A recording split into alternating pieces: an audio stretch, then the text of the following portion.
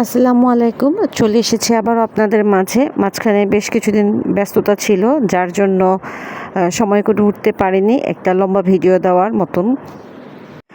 গত বৃহস্পতিবার বাচ্চাদের স্কুলের সিটি পরীক্ষা শেষ হয়েছে, আর এরপর আমরা বাসায় এসে ফ্রেশ হয়ে বাইরে যাচ্ছি, যে বাইরে আমরা লাঞ্চটা সেরে আসব। যত দিন যাচ্ছে একটু একটু করে বড় হচ্ছে, আর ওদের মাঝে একটু একটু আবদার করা বেড়েছে। তো ওরা খুব আগ্রহের সহিত যাচ্ছে, কারণ তারা এখন বুঝে গিয়েছে পরীক্ষা কী জিনিস, আর পরীক্ষা শেষ হলে যে কিছুটা ব্রেক নিতে হয় এটাও বুঝে গিয়েছে। আসলে প্রকৃতি মানুষকে সময়ের সাথে সাথে সব কিছু বুঝিয়ে দেয়। খুব আগ্রহের সহিতই তারা উঠছে।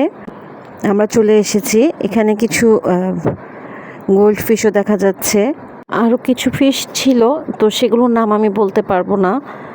এরকম বিভিন্ন প্রশ্ন উত্তরও আমাকে দিতে হয় জানা অজানা। তো আমরা চলে এসেছি, এই খেলনাগুলোতে হচ্ছে ছোট ছোট কয়েন ঢুকিয়ে কয়েক মিনিটের জন্য খেলতে হয়, আর আমার কাছে খেলনার এই টাইম ডিউরেশনটা খুবই কম মনে হয়েছে।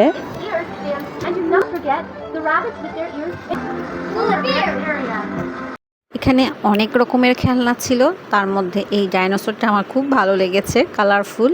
এটাতে কয়েন দিলে এটার পিঠে চড়ে বসবে, আর এটা উপরে একটু উঠবে একটু নিচে নামবে এরকম।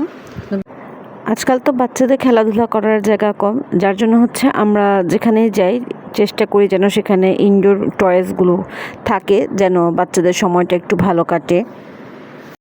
তবে আমার কাছে এই স্লাইডে চড়ে বলে পড়ে যাওয়ার খেলার এই অনুভূতিটা খুব জানতে ইচ্ছা করে, কারণ আমার এখন আর সেই বয়স নেই যে আমি এই বলগুলোর মধ্যে এসে খেলাধুলা করব।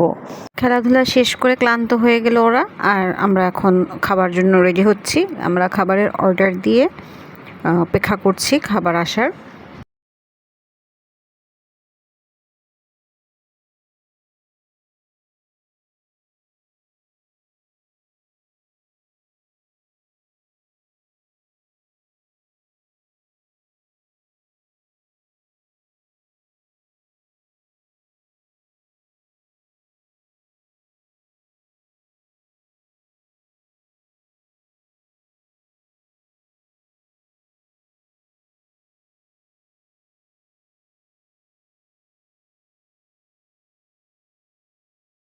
আর এটা ছিল পরদিন সকালের ভিডিও, শুক্রবার।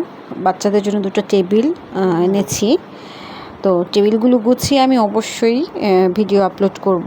আর শুক্রবার বিকালে ওদের শখ হলো ওরা অন্থন খাবে, যেটা আগের দিন ওরা রেস্টুরেন্টে খেয়ে এসেছে।